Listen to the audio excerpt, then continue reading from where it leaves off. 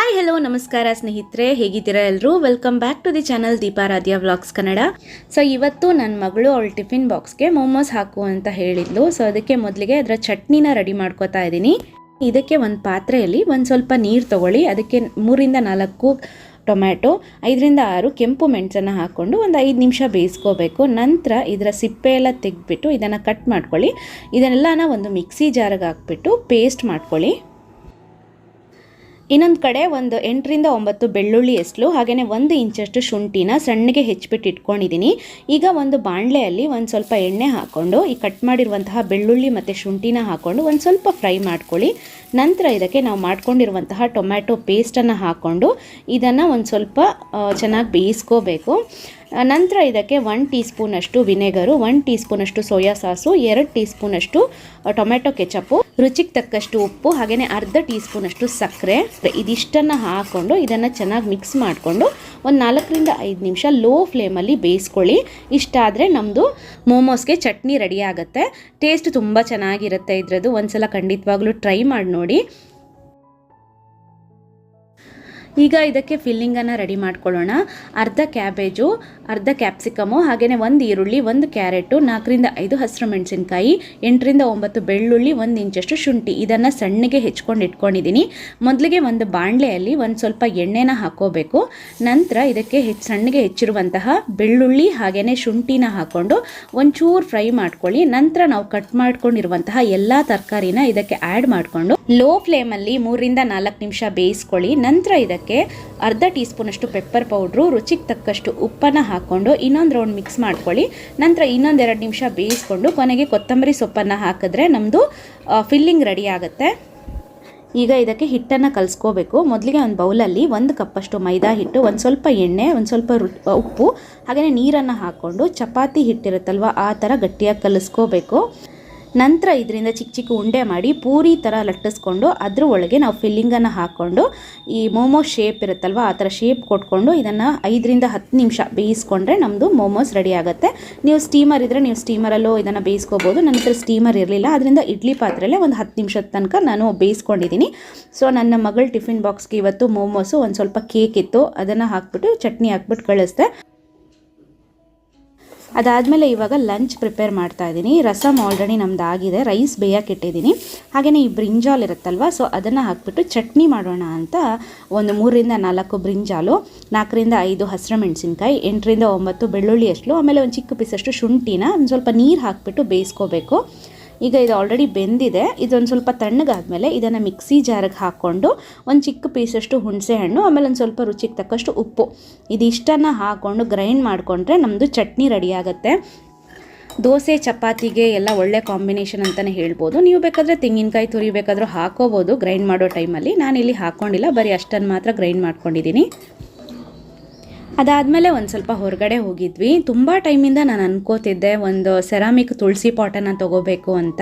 ಯಾಕಂದರೆ ನಮ್ಮಲ್ಲಿರೋದು ಪ್ಲಾಸ್ಟಿಕ್ ಪಾಟು. ಸೊ ಈ ಥರದೊಂದು ತೊಗೋಬೇಕು ಅಂತ ನನಗೆ ಆಸೆ ಇತ್ತು. ಬಟ್ ಏನಂದರೆ ತುಂಬ ಕಡೆ ಎಲ್ಲ ವಿಚಾರಿಸಿದ್ವಿ, ಸಿಕ್ಕಾಪಟ್ಟೆ ಕಾಸ್ಟ್ಲಿ. ಈವನ್ ಆನ್ಲೈನಲ್ಲೂ ಅಷ್ಟೇ ಒಂದು ಚಿಕ್ಕ ಚಿಕ್ಕ ಪಾಟ್ಗೂ 500-600 ರೂಪಾಯಿ ಇತ್ತು. ಆಮೇಲೆ ನಮಗೆ ಒಬ್ಬರು ಪರಿಚಯದವ್ರು ಹೇಳಿದ್ರು, ಇಲ್ಲೇ ಒಂದು ಕಡೆ ಸಿಗುತ್ತೆ, ಒಂದು ಸ್ವಲ್ಪ ದೂರ ಇದೆ ನಮ್ಮ ಮನೆಯಿಂದ, ಬಟ್ ರೇಟ್ ಎಲ್ಲ ಏನಂದರೆ ತುಂಬ ಕಮ್ಮಿ ಇದೆ, ದೊಡ್ಡ ದೊಡ್ಡ ತುಳಸಿ ಪಾಟ್ ಎಲ್ಲ ಇದೆ, ಒಂದು ಸಲ ಹೋಗ್ಬಿಟ್ಟು ನೋಡಿ ಅಂತ ಹೇಳಿದ್ರು. ಸರಿ ಅಂತ ನಾವು ಇಲ್ಲಿಗೆ ಬಂದಿದ್ವಿ. ನೋಡಿ, ನೀವು ನೋಡ್ತಾ ಇರ್ಬೋದು, ಮೊದಲಿಗೆ ನಾವು ಇದನ್ನು ತೊಗೋಬೇಕು ಅಂತಿದ್ವಿ. ಇದಕ್ಕೆ 350 ರೂಪೀಸ್ ಅಂತ ಹೇಳಿದ್ರು. ಸೈಜೂ ಸಾಧಾರಣ ದೊಡ್ಡದೇ ಇತ್ತು. ಬಟ್ ಅದಾದಮೇಲೆ ಇನ್ನೂ ಒಂದು ಅಷ್ಟು ಕಲೆಕ್ಷನ್ ಇದೆ ಆ ಕಡೆ, ಬೇಕಾದ್ರೆ ಹೋಗ್ಬಿಟ್ಟು ನೋಡಿ ಅಂದರು. ಸೊ ಸರಿ ಅಂತ ಹೇಳ್ಬಿಟ್ಟು ನಾವು ಬೇರೆನೂ ಕೆಲವು ನೋಡೋಕ್ಕೆ ಅಂತ ಬಂದ್ವಿ. ಇಲ್ಲಿ ನೋಡಿಬಿಟ್ಟು ನನಗಂತೂ ಶಾಕೇ ಆಗ್ಬಿಡ್ತು. ಅಷ್ಟೊಂದು ಕಲೆಕ್ಷನ್ಸ್ ಇತ್ತು. ರೇಟ್ ಕೂಡ ತುಂಬಾ ರೀಸನೇಬಲ್ ಅಂತ ಅನ್ನಿಸ್ತು. ನನ್ನ ಲೈಫಲ್ಲಿ ಫಸ್ಟ್ ಟೈಮ್ ಅನಿಸುತ್ತೆ ಇಷ್ಟೊಂದು ಸೆರಾಮಿಕ್ ಪಾಟ್ಸ್ಗಳನ್ನೆಲ್ಲ ಒಂದೇ ಸಲ ನೋಡ್ತಾ ಇರೋದು. ಆಮೇಲೆ ಈ ಸ್ವ್ಯಾನ್ ಥರ ಪಾಟ್ ಥರ ಇತ್ತು, ಇದಕ್ಕೆಲ್ಲ 120 ರೂಪೀಸ್ ಅಂತ ಹೇಳಿದ್ರು. ಸೊ ಇದನ್ನು 1-2 ತೊಗೊಂಡ್ವಿ ನಾವು. ಆಮೇಲೆ ಸಾಕಷ್ಟು ಕಲೆಕ್ಷನ್ಸ್ ಇತ್ತು. 20 ರೂಪಾಯಿಂದ ಅವ್ರ ಹತ್ರ ಎಲ್ಲ ಸ್ಟಾರ್ಟ್ ಆಗುತ್ತಂತೆ. ಬಟ್ ನನಗೆ ಇಲ್ಲಿ 20 ರೂಪಾಯಿದು ಯಾವುದು ಪಾಟ್ ನೋಡೋಕ್ಕೆ ಸಿಕ್ಕಿಲ್ಲ. ಯಾವುದು ಅಂತ ನನಗೂ ಗೊತ್ತಿಲ್ಲ, ಯಾಕಂದರೆ ಅಲ್ಲಿ ಒಂದು ಸ್ವಲ್ಪ ರಿಪೇರಿ ಕೆಲಸ ಎಲ್ಲ ನಡೀತಾ ಇತ್ತು. ಸೊ ಅದರಿಂದ ಅಷ್ಟೊಂದು ಯಾರೂ ಇರಲಿಲ್ಲ, ಅಂದರೆ ವರ್ಕರ್ಸ್ ಯಾರೂ ಇರಲಿಲ್ಲ. ಇವಾಗ ಒಬ್ರ ಹತ್ರ ರೇಟ್ ಕೇಳೋಣ ಅಂದರೂ ಅಲ್ಲಿ ಯಾರೂ ಇಲ್ಲ, ಒಂದು ಇಬ್ಬರೇನೋ ಇದ್ದರು. ಅಲ್ಲಿ ಸಾಕಷ್ಟು ಕಸ್ಟಮರ್ಸ್ ಎಲ್ಲ ಬರ್ತಾನೆ ಇದ್ರಲ್ವಾ. ಸೊ ಎಲ್ಲರೂ ಆ ಕಡೆ ಹೋಗಿದ್ರು, ನಮಗಿಲ್ಲಿ ಕೇಳೋಕ್ಕೂ ಆಗಿಲ್ಲ. ಕೆಲವೊಂದೆಲ್ಲ ಐಟಮ್ಸ್ ಎಲ್ಲ ನಾನು ತೊಗೊಂಡೆ. ಇಲ್ಲಿ ಗಿಡ ಎಲ್ಲ ಒಂದು ಸ್ವಲ್ಪ ಹಾಕೋಣ ಅಂತ. ಬಿಕಾಸ್ ಹಳೆ ಮನೇಲಿ ನೀವು ನೋಡಿರ್ತೀರ ಸಾಕಷ್ಟು ನಾನು ಹೂವಿನ ಗಿಡ ಎಲ್ಲ ಹಾಕ್ಕೊಂಡಿದ್ದೆ. ಈ ಮನೆಗೆ ಬಂದಮೇಲೆ ನಮ್ಮ ಹತ್ರ ಯಾವ ಗಿಡನೂ ಇಲ್ಲ.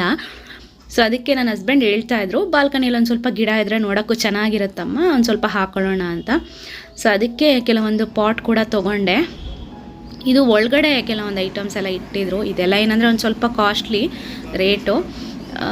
ಸೊ ಅದಕ್ಕೆ ನಾವೇನು ತೊಗೊಳಕ್ಕೆ ಹೋಗಿಲ್ಲ. ಬರೀ ಒಂದು ತುಳಸಿ ಪಾಟು ಹಾಗೆಯೇ ಕೆಲವೊಂದು ಗಿಡ ಹಾಕೋಕ್ಕೆ ಅಂತ ಆ ಪಾಟ್ ತೊಗೊಂಡೆ ಅಷ್ಟೇ. ಸೊ ಇವಾಗ ನಾನು ಅಲ್ಲಿಂದ ಏನೇನು ತೊಗೊಂಡಿದ್ದೀನಿ ಅಂತ ತೋರಿಸ್ತೀನಿ. ಮೊದಲಿಗೆ ಒಂದು ತುಳಸಿ ಪಾಟ್ ತೊಗೊಂಡೆ. ಆಮೇಲೆ ಈ ಥರ ಈ ಗಿಡ ಹಾಕೋ ಪಾಟ್ ಎಲ್ಲ ಇತ್ತು, ಇದನ್ನೆಲ್ಲ ತೊಗೊಂಡಿದ್ದೀನಿ. ಸೊ ಇದೆಲ್ಲ ಏನಂದರೆ 100-120 ರೇಂಜಲ್ಲಿತ್ತು. ಸೊ ಅದಕ್ಕೆ ತೊಗೊಂಡೆ. ಆಮೇಲೆ ಇದೆಲ್ಲ ಏನಂದರೆ 150-200 ಆ ಥರ ಎಲ್ಲ ಇತ್ತು.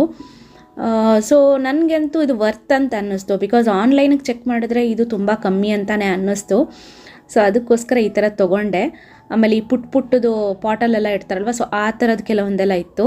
ಸೊ ಅದೊಂದು 2-3 ತೊಗೊಂಡೆ. ಆಮೇಲೆ ಇದೊಂದು ಚಿಕ್ಕದು ಎತ್ತಿನ ಗಾಡಿ ಇರುತ್ತಲ್ವ ಆ ಟೈಪಲ್ಲಿ. ನನ್ನ ಹಸ್ಬೆಂಡ್ಗೆ ಇದು ನೋಡಿದ ತಕ್ಷಣ ತುಂಬ ಇಷ್ಟ ಆಯಿತು. ಸೊ ಅದಕ್ಕೆ ಇದು ಒಂದು ತೊಗೊಂಡ್ವಿ. ಡೆಕೋರೇಟಿವ್ ಪೀಸ್ ಥರ ಇಟ್ಕೋಬೋದಲ್ವ ಅಂತ. ಹಾಗೆಯೇ ಇವಾಗ ನಮ್ಮದು ಪ್ಲ್ಯಾಂಟ್ ಇಡೋ ಒಂದು ಸ್ಟ್ಯಾಂಡ್ ಇತ್ತು, ನೀವು ಹಳೆ ಮನೆಯಲ್ಲೂ ನೋಡಿರ್ತೀರ. ಸೊ ಅದು ಒಂದು ಸ್ವಲ್ಪ ಪೇಂಟ್ ಎಲ್ಲ ಹೋಗಿತ್ತು.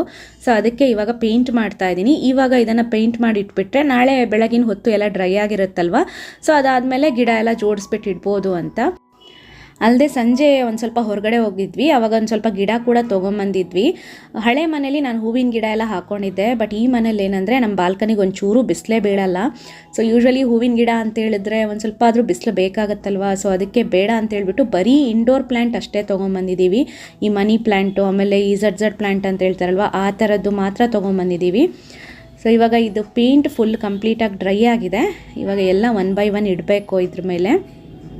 ಸೊ ಇದರ ಓವರಾಲ್ ಲುಕ್ ಯಾವ ಥರ ಕಾಣಿಸುತ್ತೆ ಅಂತ ಇವಾಗ ತೋರಿಸ್ತಾ ಇದ್ದೀನಿ ನೋಡಿ. ಮೇಲ್ಗಡೆ ಶೆಲ್ಫಲ್ಲಿ ಒಂದು ಮನಿ ಪ್ಲ್ಯಾಂಟು, ಹಾಗೆಯೇ ಒಂದು ಝಡ್ ಪ್ಲ್ಯಾಂಟು, ಹಾಗೆಯೇ ಈ ಎತ್ತಿನ ಗಾಡಿ ಥರ ಇತ್ತು ಅಂದಲ್ವ ಆ ಡೆಕೋರೇಟಿವ್ ಪೀಸ್, ಅದನ್ನು ಇಟ್ಟಿದ್ದೀವಿ. ಸೊ ಅದರ ಕೆಳಗಡೆ ಸೆಕ್ಷನಲ್ಲಿ ತುಳಸಿ ಪಾಟನ್ನು ಇಟ್ಟಿದ್ವಿ. ಆಮೇಲೆ 2 ಮನಿ ಪ್ಲ್ಯಾಂಟು. ಆಮೇಲೆ ಅದ್ರ ಕೆಳಗಡೆ ಸೆಕ್ಷನಲ್ಲಿ ಬುದ್ಧಂದು ಒಂದು ಸ್ಟ್ಯಾಚ್ಯೂ ಥರ ಇತ್ತಲ್ವ ಚಿಕ್ಕ ವಿಗ್ರಹ, ಸೊ ಅದನ್ನು ಇಟ್ಟಿದ್ದೀನಿ. ಹಾಗೆಯೇ ಸ್ವ್ಯಾನ್ ಥರ 2 ಇತ್ತಲ್ವ, ಅದರಲ್ಲಿ ಒಂದು ಚಿಕ್ಕ 2 ಪ್ಲ್ಯಾಂಟ್ ಹಾಕಿಬಿಟ್ಟು ಆಮೇಲೆ ಈ ಕಡೆ 2 ಮನಿ ಪ್ಲ್ಯಾಂಟನ್ನು ಇಟ್ಟಿದ್ದೀವಿ. ಜಾಸ್ತಿ ಏನು ಗಿಡ ಹಾಕೋಕ್ಕೆ ಹೋಗಿಲ್ಲ ಈ ಸಲ, ತುಂಬ ಲಿಮಿಟೆಡ್ ಇಟ್ಕೊಂಡಿದ್ದೀನಿ. ಯಾಕಂದರೆ ನೆಕ್ಸ್ಟ್ ಊರಿಗೆಲ್ಲ ಹೋಗುವಾಗ ಅವಾಗೆಲ್ಲ ಕಷ್ಟ ಆಗಿಬಿಡುತ್ತೆ, ಎಲ್ಲ ಹೋಗ್ಬಿಡುತ್ತೆ. ಅದಕ್ಕೋಸ್ಕರ ಬೇಡ ಅಂತ ಹೇಳ್ಬಿಟ್ಟು ತುಂಬ ಲಿಮಿಟೆಡ್ ಪ್ಲ್ಯಾಂಟನ್ನು ಇಟ್ಕೊಂಡಿದ್ದೀವಿ. ಸೊ ಇದ್ರ ಓವರಾಲ್ ಲುಕ್ ಈ ಥರ ಇದೆ. ಸೊ ಇದಾಗಿತ್ತು ನನ್ನ ಇವತ್ತಿನ ವಿಡಿಯೋ.